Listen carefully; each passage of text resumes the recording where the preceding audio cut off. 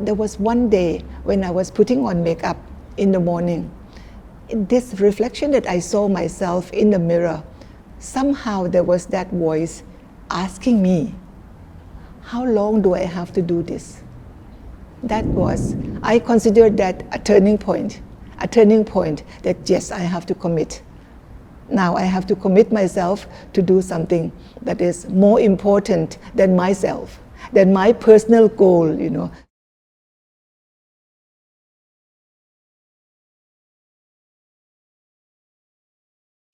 My name is Dhammananda.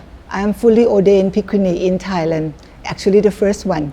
And before I was ordained, they know me as Dr. Chatsuman Kabil Singh. I used to teach at Thammasat University for 27 years. And before that, I was teaching as something like assistant professor in Canada for 2 years.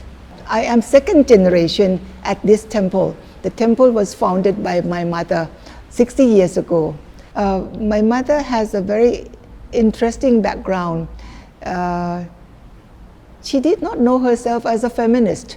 The term is not in her time, but I think looking back, she was a feminist because, in order to prove that women can do the same thing as men, she was teaching at that time. She cycled from Bangkok to Singapore. It took her 29 days. In those days, imagine, So that simply, she wanted to teach her students that women can do the same thing. If you mean well, then you can do it. You can do it also.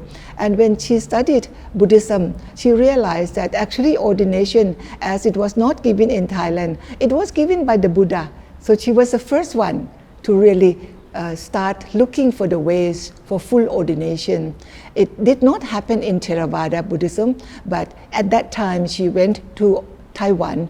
The year was 1971. She became a monastic before that, but not ordained, not properly ordained. She was properly ordained in 1971 in Taiwan. But she already prepared the ground for the temple. As you see that our temple is immediately on a highway, which is not possible to be able to purchase the land in my time. So I'm very lucky and very grateful to my mother for having such far-sightedness, to buy this piece of land. So she was not able to start a Sangha community, but in my time, that was my goal. It has been my goal that we should start the Sangha. The Buddha said that, with the Sangha, then Buddhism can go on into the future. So I emphasize very much on building the Sangha. And after my ordination in 2001, that was a Samaneri ordination, lower ordination. I was fully ordained in the year 2003. And from then onward, now we have more than 270 ordained women. Yes, in Thailand. Yeah, it took 20 years, spread in all different parts of the country. I think everyone who knew me kind of expected me that I should take over the temple, but I was not ready. And I thought to lead an ordained life, you must be very committed. You cannot just simply become ordained because people expected you to do so, So I push it off. No, I don't want people to talk me into doing something that actually it is my life commitment. But I waited until I have 3 sons, until my youngest one was 24. I can be assured that, okay, they are on the safe side of, if you're crossing the river, they have reached the other shore. And still I was enjoying my life, enjoying the success in my life as a professor, and I was also working for television, experienced that kind of very colorful life.